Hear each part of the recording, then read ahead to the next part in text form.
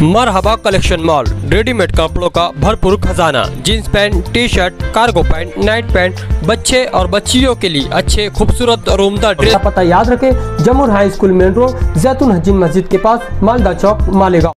बात यह है कि हमने अपने इन 3 सालों के अंदर जितने भी रोड रास्ते बनाए हैं, एक जगह भी इस तरह की कंप्लेन नहीं है कि वहाँ पर खड्डा हो गया हो, रास्ता फट गया हो। पूरे शहर के अंदर आप खुद सर्वे कर सकते हैं। और हम अलल ऐलान ये बात बोल रहे हैं कि हमने क्वालिटी में काम किया है।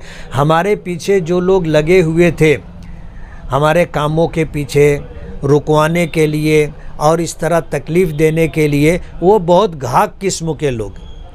हमने हर काम क्वालिटी में किया है, ये इल्ज़ाम है। हम पलट करके ये बात कह सकते हैं कि शेख आसिफ ने जो काम करवाया था, हम 10 जगह बस बता सकते हैं कि साल भर नहीं हुआ रोड रास्ते ख़राब होने लगे।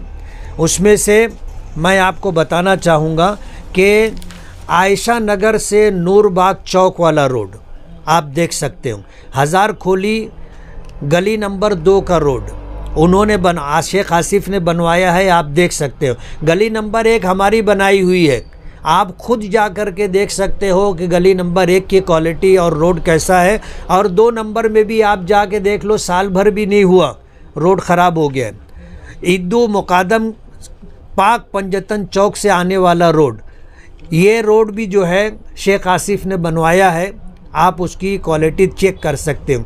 आगरा रोड जिसे नंदी वाला रोड बोलते हैं, आप उसे भी देख सकते हो। मौलाना अब्दुल हमीद जमाली के घर से मदनी नगर जाने वाला रोड, ये सारे रोड 1 साल में बने हैं और ख़राब भी होने लगे हैं। आप जाके इंक्वायरी कर सकते हो, हमने आपको ये नाम के साथ बताया है।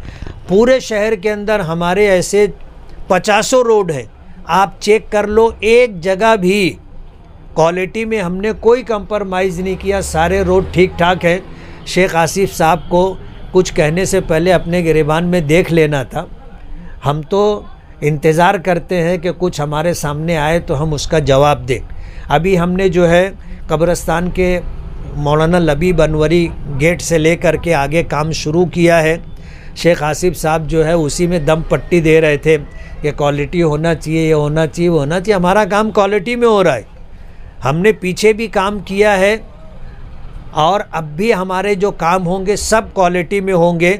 शेख आसिफ साहब को खुली छूट है, इस सिलसिले में वो जो कार्रवाई करना चाहे कर सकते हैं, लेकिन पहले अपना गिरेबान देख ले कि उन्होंने जो काम करवाया है वो कैसा है।